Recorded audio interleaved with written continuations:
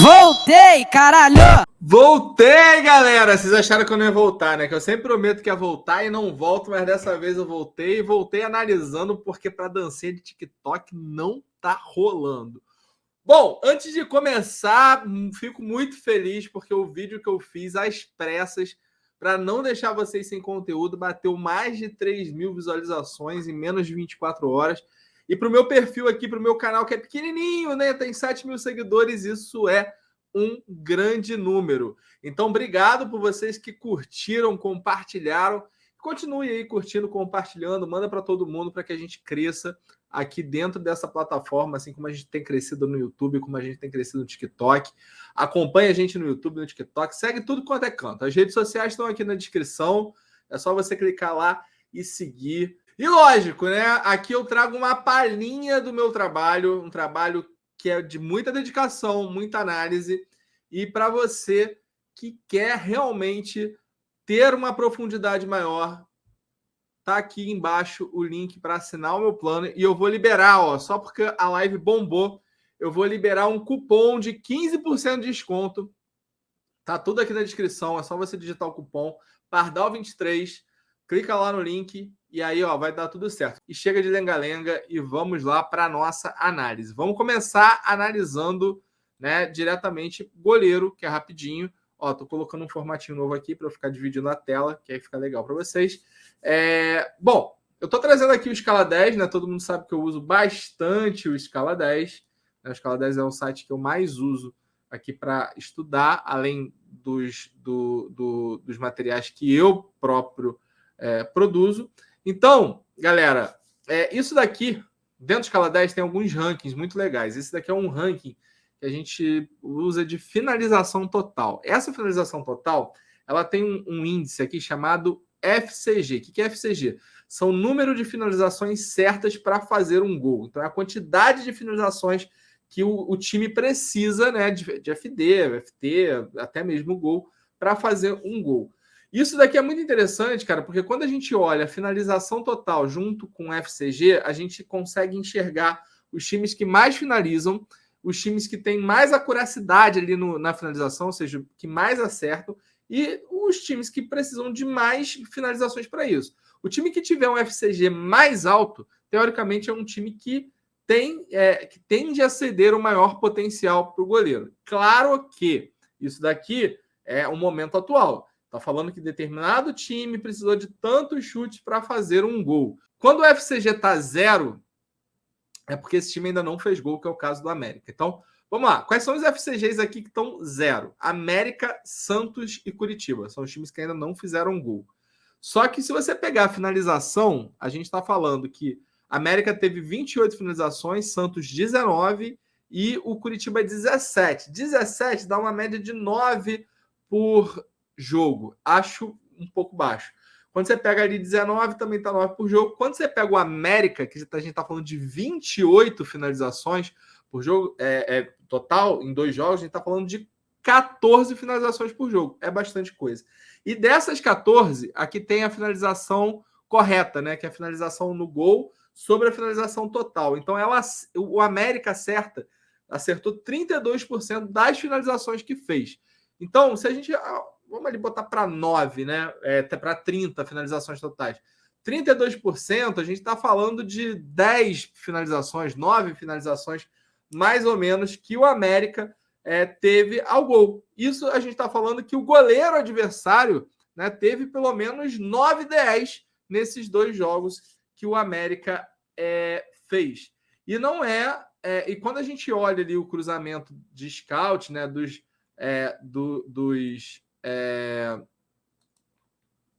times que realmente cederam para goleiro, o América tem essas 9 FDs, né, para os goleiros. Então, dos times que não fizeram um gol, o América é o time que mais tenta fazer gol. Isso aconteceu contra o São Paulo, né, que o goleiro fez 7 defesas. Contra o Fluminense, não foi isso tudo, mas ainda assim o Fábio fez 2 defesas, né? Eu acho que vai mais pelo ímpeto do próprio Fluminense, mas creio que nesse jogo contra o Santos é um time bem reativo, né? Deixa realmente finalizar.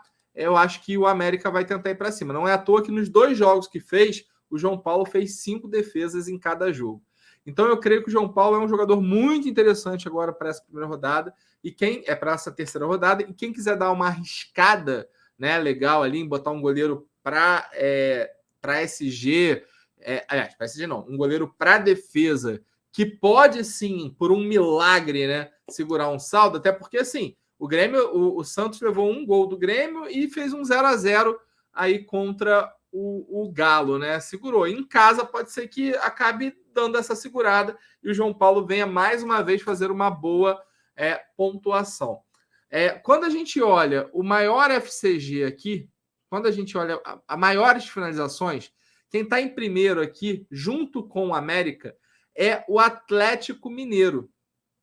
E olha que interessante, né? A gente tem aqui vários times aqui na casa de 25%, de 25 finalizações totais. Muitos, inclusive, com percentuais muito altos de finalizações corretas.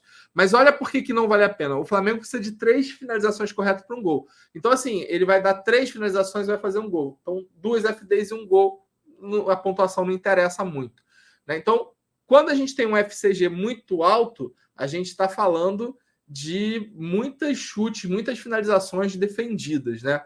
Então, quando a gente bota a finalização total e a gente olha aqui o índice, né, de acerto, né, disso, e olha o FCG, olha quem está em primeiro. O Atlético Mineiro fez 28 finalizações, igual o América.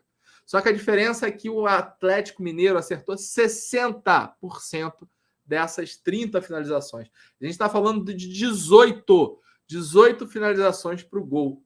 E o Atlético precisa de 16, né? 16 finalizações corretas para fazer um. O Atlético cedeu 15-10 até agora.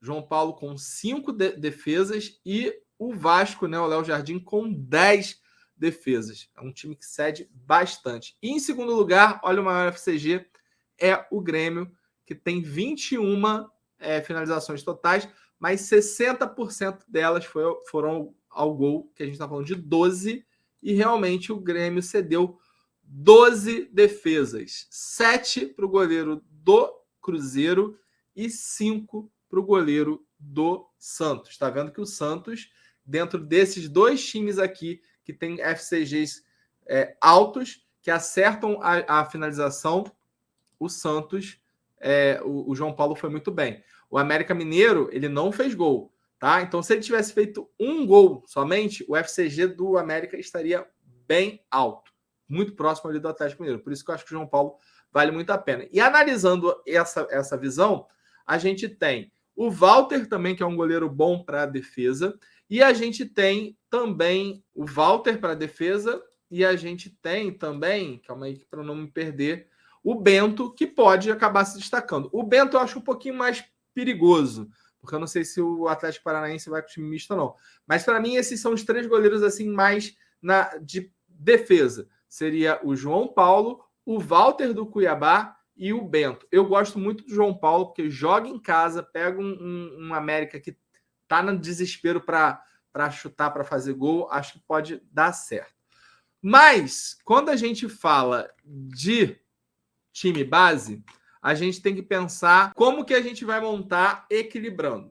O goleiro, para mim, ele não entra na base. Por que o goleiro não entra na base? Porque eu tenho 2 goleiros, teoricamente, para SG. Um goleiro, que é um SG mais badalado, que é o Kehler, do Internacional, e um goleiro de um SG um pouco mais, né, tenso, que é o goleiro do Vasco, que é o Léo Jardim, tá? Então, você pode escolher um desses 2, baseado no que você vai colocar de variação. Então, por que eu estou falando isso?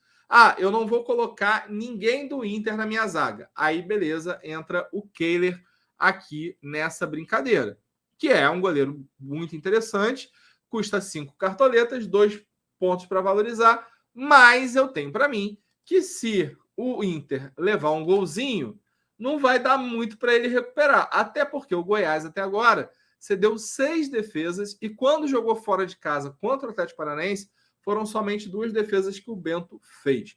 Então, se o Kehler levar um gol, vai fazer 1 ponto. É um goleiro ali para 1 ponto, alguma coisa.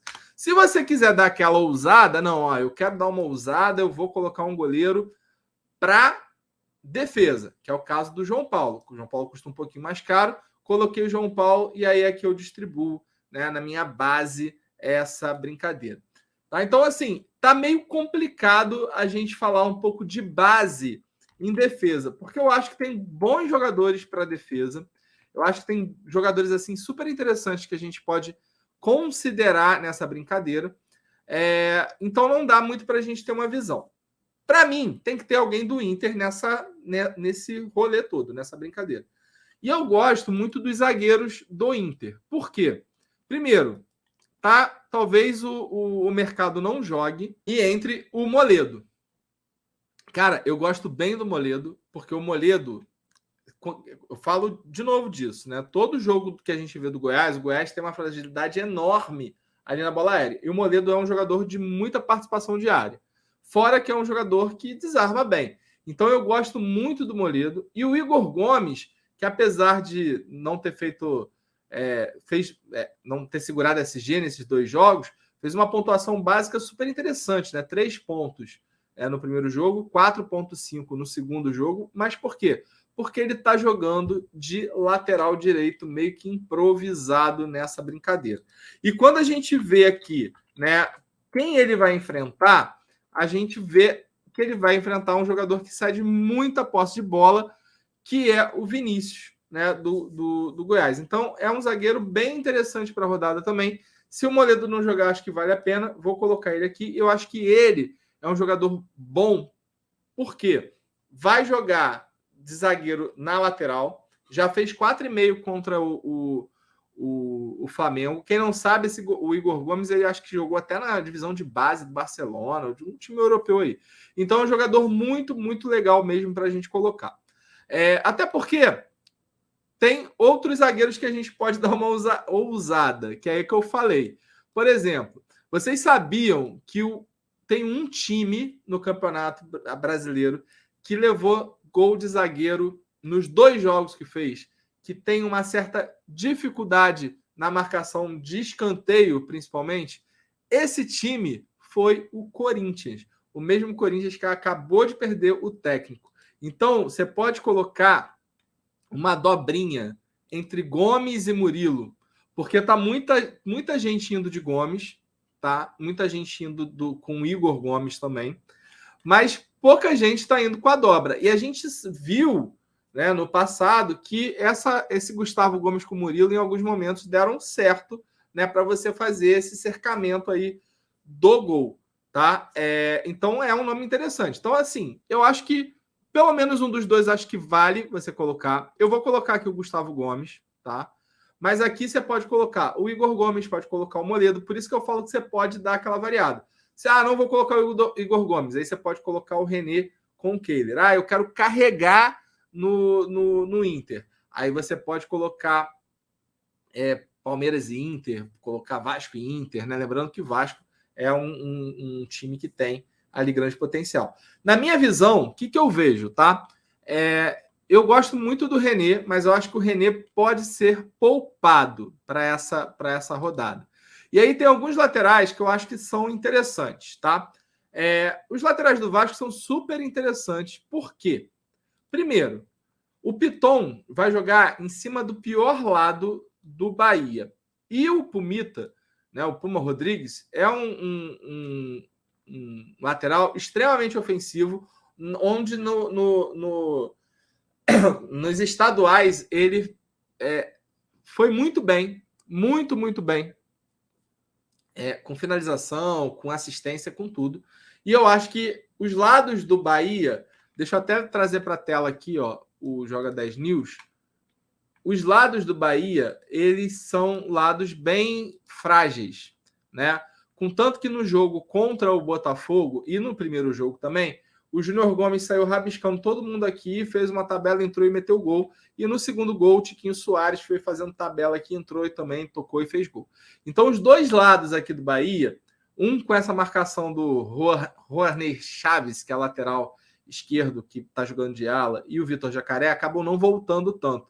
E aqui o Rezende com o Gabriel Xavier não estão rendendo bem. O Rezende, ele teoricamente, ele não é zagueiro, né? Ele é um meia, ele é um volante, então está improvisando, e o Gabriel Xavier é muito novo. Então acaba sofrendo bastante. Então esses dois laterais do Vasco podem acabar sendo super interessantes para a rodada. Existem outros laterais que estão em dúvida, né? Por exemplo, o Rubens do Galo, ele está em dúvida. Não sabe se vai jogar ele, se vai jogar o Dodô. O Patrick jogou improvisado na lateral esquerda, foi bem. E aí pode entrar o Edenilson. Então a gente não sabe como que vai ser isso daqui.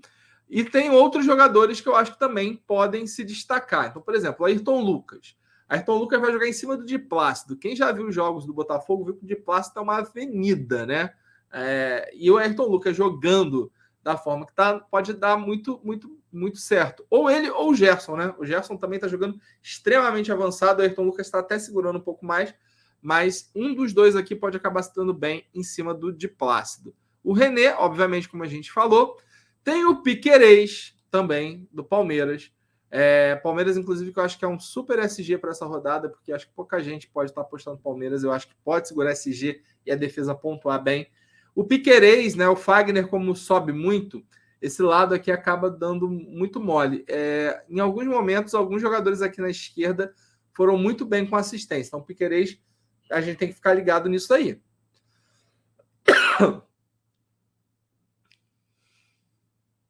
E o René, como eu falei para vocês, está em dúvida. A gente não sabe, até o momento que eu estou gravando esse vídeo, está em dúvida ele com o Tuan Laura. E tem um lateralzinho aqui, cara, que pouca gente está de olho, que é o Aderlan. Cara, a gente já viu o quanto que esse lado do Cruzeiro, com Bruno Rodrigues e Matheus Vital, junto com Marlon, cedeu de desarme para a lateral direito. Aderlan, a gente sabe que quando tem esses potenciais, ele costuma fazer 4, 5, 6 desarmes. É um jogador muito bom para pegar esses potenciais. Então, na minha concepção, eu vejo os dois laterais do Vasco com o Aderlan, que são os potenciais. Então, assim, na minha base, eu acho que faz sentido colocar mais ou menos um equilíbrio, né, entre os jogadores, colocando um Igor Gomes e colocando um Kehler aqui, tá? Para dar uma equilibrada na zaga, né? Entre os dois SGs, que teoricamente tem um potencial muito interessante, com dois jogadores que têm muito potencial ofensivo. O Gomes, que também é um zagueiro interessante para gol, com o Igor Gomes, que é um zagueiro interessante ali para desarme, né? Já que joga muito fora de posição. Se jogar o Moledo, você pode colocar o Moledo, que também aí você vai meio que com uma defesa super ofensiva, tá? Então, para mim, mais ou menos tem uma base mais ou menos por aí. E aí a gente tem que aguardar, né? Para ver quais são as notícias. Você pode tirar ou o Piton ou o Puma, já que você talvez não queira carregar no Vasco, e colocar um René para carregar mais no Inter, né? Já que o Inter pega um Goiás e Goiás fora de casa é mais ou menos.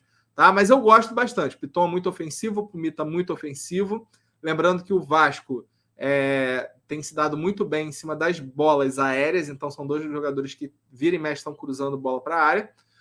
O Gomes, pegando o Corinthians, que já tomou gol de zagueiro aí 2 vezes, né? 2 jogos seguidos, e aí o Kehler mais para segurar. Pardal, quero bombar aqui, né? Então eu vou tirar o goleiro, vou colocar o João Paulo. Aí beleza, aí fica a teu critério se você quiser equilibrar ou não. Aí, por exemplo, eu posso tirar, como o René aqui ainda está provável, mas fiquem ligados nisso, eu posso tirar, posso colocar 2 do Inter, o Piton com o Gomes, e aí eu coloco o João Paulo aqui para tentar pegar esse potencial, tá? Então, dá para você fazer essa brincadeira. Eu vou tirar esses 2 aqui e vou deixar meio que uma base na zaga aqui. Técnico, galera, eu vejo assim, ou você vai com o técnico do Vasco, tá? Que eu acho que é o técnico bom. O Sampaoli, muita gente está colocando, mas eu não sei, é um clássico. O Castro ali, acho que pode ser um jogo de 1-0, 2-1. Eu acho que a gente tem que pegar meio que aquele jogo que pode ser 3-0, né? Que eu acho que é mais ou menos ali o jogo do Vasco ou o jogo do Inter. Então, eu colocaria ou o técnico do Vasco ou o técnico do Inter. O problema é que o Inter também pode poupar, então tem que ficar ligado nisso aí. E o Inter não é aquele time de golear, né? Nunca foi esse time de golear. Mas a gente pode colocar o Sampaoli também, porque tá nessa pegada aí de jogar para cima. Eu não acho que o Botafogo vai dar esse mole, mas tem alguns técnicos aqui que são bem interessantes. Bom, aí a gente vai lá para o meio-campo. Na minha visão, o Alex Teixeira do Vasco, ele tem que estar. Por que o Alex Teixeira do Vasco ele tem que estar? Vamos lá no mapinha do Joga 10 News. Quando eu pego aqui, ó, o Vasco, o Alex Teixeira, ele é um meio-campo, mas ele joga no ataque, ele é um ponta. Por quê? O Piton é um lateral esquerdo comum, o Andrei Santos cobre esse lado aqui para as subidas do Piton e o Jair cobre esse lado aqui para a subida do Puma. Por isso que o Vasco joga com 3 volantes e 2 zagueiros, porque ele ataca com 5.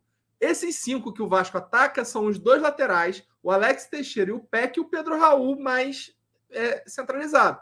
Fora quando o Vasco se posiciona para tentar pegar na velocidade desses próprios jogadores, tá? Então, por isso que o Vasco joga hoje com 3 volantes, que é para dar cobertura. Quando o Piton sobe, o Andrei vem para fazer a cobertura dele, se reposiciona aqui o meio-campo do Vasco e tudo bem. Então, o Alex Teixeira, nessa brincadeira, quando o Piton sobe, ele meio que entra aqui, né? Para ou fazer 1-2. Então, o Alex Teixeira tem participado, não só participou do último jogo, mas na pré-temporada participou de alguns lances de gol, de assistência, assim como o Gabriel Peck também fez isso. E aí você tem um meio-campo que joga de ataque contra um time que está tomando gol, né? E justamente desse lado aqui, nessa meiuca aqui, que o Bahia vem levando alguns gols. Tá? Então, para mim, o Alex Teixeira tem que estar no time, né? Porque é aquele meia que joga avançado, então a gente está indo com mais um atacante. O segundo meia deveria ser um meia do Internacional. O problema de ser um meia do Internacional é que o Alan Patrick, ele tá provável aqui, mas eu já ouvi notícia que o Inter vai poupar, e quando a gente vem aqui no Joga 10 News, que é o site que a gente segue como referência, o Alan Patrick está em dúvida com o Depena, o Pedro Henrique está em dúvida com o Maurício. Não sei se a gente vai ter notícia do time, tá? Mas o que é interessante a gente ter a noção disso aqui é que o Maurício está numa fase muito boa. O Maurício, decidiu o jogo contra o Flamengo, é um jogador que pode entrar aqui e fazer uma certa diferença. Então, se o Alan Patrick não jogar, pode ser que o Maurício funcione. O ponto é, quando você começa a poupar os jogadores assim, e o Mano ele costuma substituir ali aos 55, 60, né? Por exemplo, o Pedro Henrique nesse jogo agora da Copa do Brasil foi trocado no intervalo para o Maurício. Eu acho que o Maurício está ganhando uma certa moral pelo último jogo que o Mano fez, que o Maurício fez, e agora nessa Copa do Brasil que também entrou muito bem. Talvez o Maurício entre. Então fica ligado que pode ficar o Alan Patrick ou o Maurício. Então eu não vou colocar na base, porque se eu colocar na base aqui, falar, não, o Alan Patrick, aí amanhã o cara tá fora, a gente não sacramenta nada. Tem outros jogadores, por exemplo, o Veiga também está numa dúvida, pode jogar. O Michel Araújo do São Paulo, né? O São Paulo pega o Curitiba, e o Curitiba é um dos times que mais levou gol, tá? Até aqui. Se a gente for pegar, eu tive 2 times que levaram 6 gols em 2 jogos. O Coxa levou 3 gols do Fortaleza, 3 gols do Flamengo, e pega o São Paulo agora, que fez 4 gols até aqui. Detalhe, o São Paulo fez 3 gols no América e conseguiu fazer 1 gol agora no Botafogo, tá? E o outro time que levou muito gol é o América Mineiro, que pega o Santos, que não fez nenhum gol, né? Então é o time que cedeu mais contra o time que não fez nada. Depois a gente tem Corinthians e Bahia levando gol, e seguido de Goiás, Cuiabá e outros que estão ali na casa de 3. Não é muita coisa, mas também não é pouco, tá? Então, assim, o Michel Araújo é um jogador de muita média básica e tal. Só que nesse momento que está sendo gravado o vídeo, o Michel Araújo ele está como dúvida com o Alisson. Eu acho que o Michel Araújo joga. Por quê? O São Paulo meio que entrou com um time reserva no meio de semana contra o Ituano. Né? Não jogou, o Caleri não jogou porque está com dengue, mas o Michel Araújo saiu para dar lugar para o Alisson. Alguns jogadores ali, eu acho que foi, na verdade, eu acho que foi, posso estar falando até demais aqui, mas eu tinha visto deixa eu até olhar, né? Para não falar besteira aqui no meio do vídeo. Tá falando, daqui a pouco vem os haters, né? Tá falando besteira, bibibi. Mas, ó, entrou com Rafinha e Caio Paulista, entrou, a zaga foi Beraldo e Arboleda mesmo. O Nestor já jogou mais avançado, entrou o Marcos Paulo, né? Alisson. Então, assim, entrou um time meio misto aí no São Paulo. Mas a gente não pode cravar que é um time misto, porque como o Dorival chegou agora, ele tá meio que tentando encontrar qual é esse time ideal do São Paulo. Isso é um fato. Então, assim, se o Michel Araújo jogar, eu acho que é um jogador muito interessante. A gente está falando do Coxa, né, que levou 6 gols até agora. Né? E, assim, 3 gols num jogo, 3 gols no outro.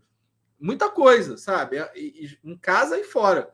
Então, assim, não confio muito no São Paulo, mas o Michel Araújo é um jogador de uma média básica interessante, é um jogador ofensivo, é um jogador que finaliza muito. Então, se ele der uma assistência, ele já vai para 7, 8 pontos. Se ele fizer um gol, ele vai para 10, 11. Então, é um jogador interessante que a gente tem que ter no radar. E outro jogador que eu tenho certeza que vai jogar, mas não está aqui ainda provável no Cartola. Não, já está provável. É o Bruninho. O Bruninho volta, precisa de 3,6 para valorizar. Jogando em casa, o Bragantino costuma ser um time agressivo. Eu vejo esse Cruzeiro dando uma certa melhora, né? Então, assim, ele está numa evolução, né? Eu vejo o Cruzeiro evoluindo dentro das limitações, né, do Cruzeiro, obviamente. Mas, assim, no jogo contra o Corinthians, o Cruzeiro não fez praticamente nada. No jogo contra o Grêmio, o Cruzeiro se mostrou um time mais ofensivo, né? Mais agressivo, inclusive. Achei super interessante até a postura, né? A gente tem que lembrar que o Pepa, né, chegou há pouco tempo e o Cruzeiro contra o Grêmio fez 21 finalizações, 6 chutes bloqueados, mas mesmo assim foram 15 finalizações que o Cruzeiro teve nesse jogo. Então, se você pegar com um jogo contra o Corinthians, o Cruzeiro tinha dado 5 finalizações no gol. Contra o Grêmio, jogando em casa, o Cruzeiro deu 15. Olha a quantidade de coisa, o aumento, né, de finalização que teve de um jogo para o outro. Jogou na Copa do Brasil contra o Náutico, fez mais um resultado positivo e mais uma vez o Cruzeiro voltou a finalizar muito. Foram 20 finalizações, 8 delas no gol, incluindo os dois gols, e 12 finalizações para fora, tá? Então, assim, é um time que está numa evolução, mas dentro de casa tem se mostrado mais ofensivo, fora de casa não jogou muito. E esse jogo contra o Bragantino, eu acho que pode ser um jogo meio aberto. Porque o Bragantino, a defesa do Bragantino é bem mais ou menos. E a defesa do Cruzeiro também ainda está se reerguendo. Então o Bruninho pode ser um nome bem interessante que pouca gente está olhando. Mas, como eu falei, para mim, a base agora, nesse momento, eu estou colocando Alex Teixeira. Deveria ter alguém do Inter nessa brincadeira aqui. E aí, para mim, fecharia com alguém de São Paulo, dependendo da formação do São Paulo. Como a gente não tem ainda essa formação, a gente não tem essa informação, fica ali, por enquanto, Alex Teixeira. Outro jogador, um pouquinho fora da curva, que pode bem, dado a quantidade de finalizações cedidas, de gols sofridos, da forma de jogar, é o Lucas Lima, que pega o América Mineiro, que eu acredito, pelos resultados negativos que o América Mineiro teve, que não vai tentar se defender, vai tentar ir para cima, e aí isso pode dar alguma brecha para o Santos, tá? E aí, nessa brincadeira, o Lucas Lima pode entrar nessa brincadeira.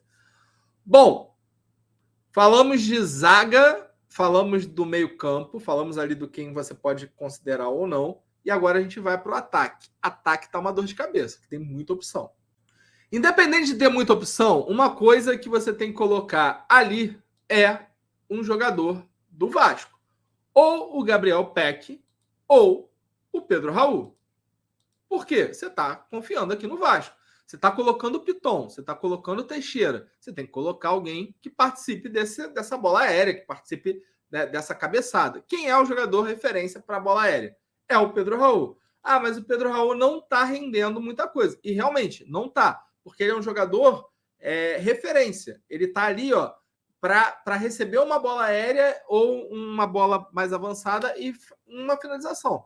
Se ele não fizer muita coisa, ele não vai render muito, cara. Ele vai fazer 1, 2 pontos.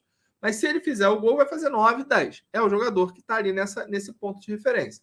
O Peck está muito melhor. Por que o Peck está muito melhor? Porque o Peck ele roda mais, ele tem mais scout básico, então ele é muito mais intenso. Então ele comete mais falta, ele toma amarelo, ele recebe falta, ele finaliza, ele faz um monte de coisa.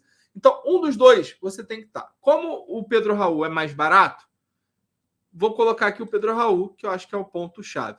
E não vejo problema nenhum se você quiser dobrar o ataque do Vasco. Pô, Pardal, mas aí você está acreditando demais no Vasco. Não é acreditar demais no Vasco. A gente está olhando a análise do jogo. O Vasco pega um Bahia, que é um time que não sabe se defender, é um time que tem suas deficiências defensivas. O Vasco, hoje, teoricamente, é Peck, Teixeira, Raul e os laterais. Então, se você já está com esses caras aí, provavelmente um gol, uma assistência vai vir desses caras aí. Tá? Pode sair ali, tirar um ou outro ali, mas praticamente vai vir. Então, se você quiser dobrar esse ataque do Vasco, não vejo problema, principalmente se você estiver mais atrás na liga. Não adianta você fazer, né, o mais do mesmo. E aí você tem outros jogadores que são super interessantes para a rodada, com muito potencial. Você tem um Pedro, você tem um Hulk, você tem um Soares. Né? E aí, quem é que você coloca? Você tem o Wanderson do Inter, que é também um jogador interessante. E aí não tem muita regra, porque todos esses jogadores têm um potencial interessante. Alguns têm jogos mais fáceis, outros têm jogos mais difíceis. Então, o que eu falo para vocês? Se vocês colocarem alguém do meio aqui do Inter, meio que vocês já estão colocando um jogador mais ofensivo. Então, se for o Alan Patrick ou o Maurício, meio que você pode abrir mão de um atacante. Mas é aquilo, o Inter joga em casa contra o Goiás e, na teoria, colocar alguém do Inter aqui seria interessante. Em contrapartida, você tem um Pedro, que hoje é um dos jogadores mais escalados. Ele está batendo 700 mil escalações. E ele é hoje o capitão mais escalado com 400 mil escalações. Então, isso quer dizer que 60% da galera que está indo, né? Mais de 60%, né? Ele está em 700, 400... 60% da galera que está colocando o Pedro no time está com ele de capitão.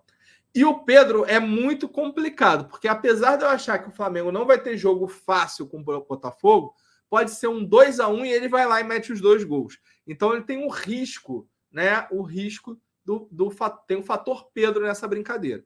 Então, eu penso que, pelo fato dele estar super escalado, ele ser o capitão mais escalado, vale a pena você colocar o Pedro para você fazer um gerenciamento de risco nessa brincadeira. Se você quiser ousar, beleza, você pode ser um Pedro, porque é um clássico. E é difícil. O jogo do Vasco, teoricamente, é mais fácil. O jogo do Inter, teoricamente, é mais fácil para o Inter. Tá? Então, você tem essa vantagem de você colocar aqui o Pedro. Está precisando de pouco para valorizar. 2 jogos que fez, um ele fez 3,40. Um jogo que ele não jogou, não fez nada, fez 3,40. E aqui ele fez 8, que fez o gol, entrou lá naquele finalzinho. Aí que tal? O Pedro tá ali fazendo 3,40, 4. Aí vai lá, faz o gol, vai para 12. Aí faz mais um, vai para 20. Aí tu já se ferrou. Então o Pedro é mais para gerenciamento de risco, principalmente para quem está lá em cima nas ligas. E esse terceiro atacante, eu vejo 2 nomes extremamente fortes para você colocar. Aliás, na verdade, são 3 nomes, né? Além que você pode dobrar o Vasco, como eu falei, mas eu vejo 3 nomes interessantes. O Wanderson do Internacional, né? Eu acho que é um jogador que vai jogar ali pela esquerda, jogando em cima de um lado que é muito ruim do Goiás. O lado direito do Goiás é muito fraco. Na verdade, os 2 lados do Goiás são muito fracos. e o Wanderson pode acabar se dando bem em cima disso. O Luiz Soares, que é o atacante mais escalado também, né? Junto com o ataque mais escalado é Pedro, Raul e Soares, tá? Esse é o ataque mais escalado até o momento. E aí você vai me perguntar, pô, se eu quiser ousar, quem eu tiro? Dificílimo, porque o Cuiabá também é um time que cede, tomou muito gol também, né? O Cuiabá levou 3 gols até agora, né?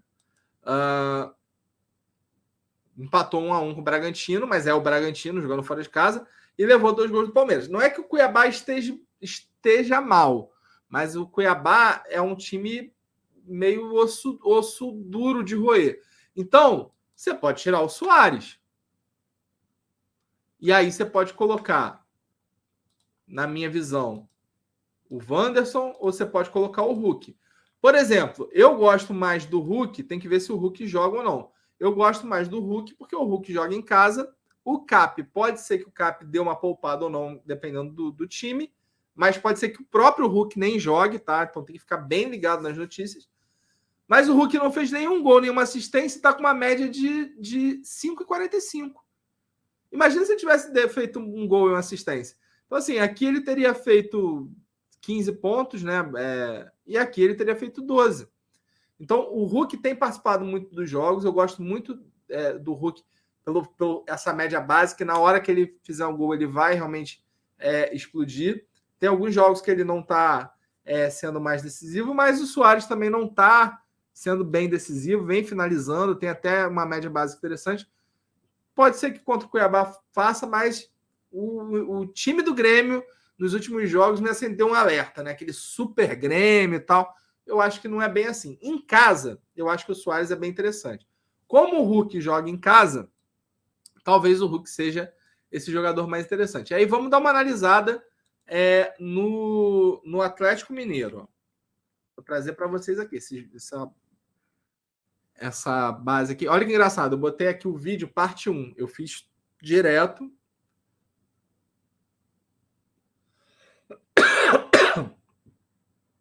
Olha que engraçado, eu comecei a gravar o vídeo, eu botei assim, parte 1, que eu falei, não, vou gravar goleiro, depois vou gravar zagueiro. Eu fui num take só, vai ter pouca edição e vai subir para vocês. Mas olha só, a agenda do Atlético Mineiro. O Atlético tem esse contra o Atlético Paranaense no dia 3, né, de maio, que é 4 dias depois do dia que ele jogou. Vai pegar o Aliança Lima. E esse jogo aqui é jogo de vida ou morte para o Galo. Porque quando a gente pega aqui o Galo na Libertadores, o Galo não teve nenhum... Deixa eu até pegar aqui, ó. O Galo teve 2 jogos e não ganhou. Tá certo que o time aqui, né, o grupo tá equilibrado. Então, por exemplo, ele pega o Aliança Lima, né? O Aliança teve uma vitória e um empate até agora. Se o Galo ganha, o Galo já vai para 3 e embola ainda mais aqui. Então, esse jogo da Libertadores é meio que jogo de vida ou morte total para o Galo. Então, pode ser que o Galo dê uma poupada aqui dia 3, aliás, deu uma poupada aqui no dia 29 para jogar dia 3, até porque no dia 7, 4 dias depois, pega o Botafogo aqui no Rio de Janeiro. Tá? Aí depois só vai ter Libertadores. Aí depois só vai ter Libertadores lá para o dia 23, né? Então tem uma sequência aí bem interessante. Mas a partir do dia 7 também tem jogo dia de semana e final de semana. Final de semana e dia de semana. Vai ter assim, ó. Aí aqui no dia 20, para.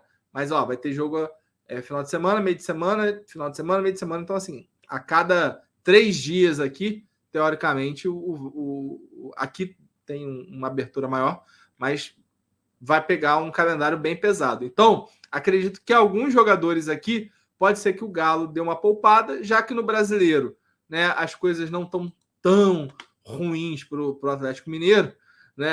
Aliás, na verdade tá com 16 pontos, mas tem 2 jogos, o primeiro é o Fluminense, então assim, cara, se ganhar aqui, tá aqui, ó, a diferença entre o Galo, que tá na zona, quase na zona de rebaixamento, e o Fortaleza é realmente de uma vitória. Nesse jogo tem Fluminense e Fortaleza, então teoricamente, o Campeonato Brasileiro você pode correr atrás. Já o Atlético, como o grupo também está embolado, pode ser que ele bote um time B. Porque o Atlético, ele ele teve uma vitória com esse time B, né? Que ganhou do Goiás. Então tá com 3 pontos. Tá ali na meiuca, tá no bolo. E quando a gente pega